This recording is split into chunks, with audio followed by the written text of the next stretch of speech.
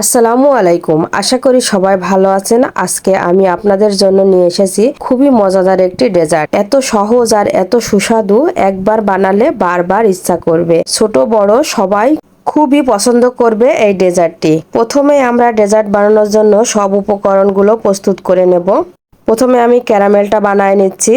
আমি একটা গোল বাটি নিয়েছি, যেটাতে আর কি কেক বানানো হয় বা পুডিং বানানো হয়, সেটা দিয়েই আজকে আমি এই ডেজার্টটি বানাবো। তার ভিতরে ক্যারামেলটা বানিয়ে নিচ্ছি অল্প হিটে।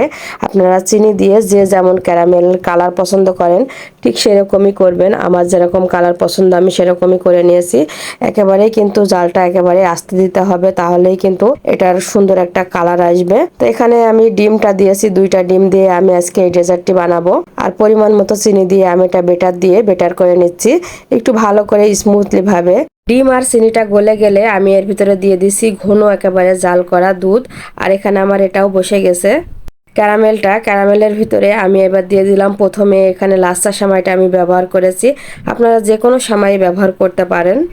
এটা খেতে কিন্তু খুবই অসাধারণ লাগে। এর ভিতরে দিয়ে দিলাম এবার ডিমের মিশ্রণ। এর কি সাথে কিন্তু চিনিটা একেবারে পরিমাণ মতো দিতে হবে। খুব একটা বেশিও দেওয়া যাবে না, কমও দেওয়া যাবে না। পরিমাণ মতো যার যেমন মিষ্টি খায় ঠিক সেরকমই দিতে হবে। আমি এখানে ইলেকট্রিক বেটার দিয়ে করেছি, আপনারা চাইলে হ্যান্ড বেটার দিয়েও করতে পারেন। যে যেমন ইচ্ছা চামচ দিয়েও করা যাবে, যে যেমন ইচ্ছা সে সেমনই করে নিতে পারবে।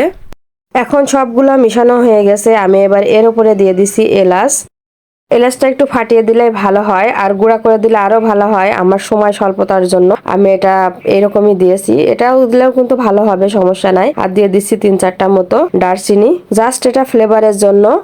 আপনারা চাইলে আরো কিছু দিতে পারেন। তা আমি এটা ভাপ দিয়ে ভাপিয়ে নিয়ে আসার পরে আমার এটা পারফেক্ট ভাবে হয়ে গেছে। এটা আমি পানির ভাপে 20 মিনিট ভাপ দিয়ে নিয়ে আসার পরে এই যে আমি খুলছি, এখন দেখেন কতটা সুন্দর হয়েছে। পারফেক্ট, একেবারে একেবারে ঝটপট রেডি। আরেকটি কথা, চুলা থেকে নামানোর পরে কিন্তু ঠান্ডার জন্য রেখে দিতে হবে মিনিমাম আধা ঘন্টা। তারপরে কিন্তু এটা খুললে খুবই সুন্দরভাবে সেট হয়ে একেবারে উঠে আসবে। তা আজকের আমার এই ডেজার্টটি অনেকটা সুন্দর হয়েছে, আপনারা দেখেই বুঝতে পারছেন। এখন আমি কেটে দেখাচ্ছি আপনাদের কেমন হয়েছে। এটা অনায়াসেই কিন্তু উঠে আসছে, আর কাটাও কিন্তু খুব স্মুথলি হয়ে যাচ্ছে। খেতেও কিন্তু মাশাআল্লাহ হয়েছিল।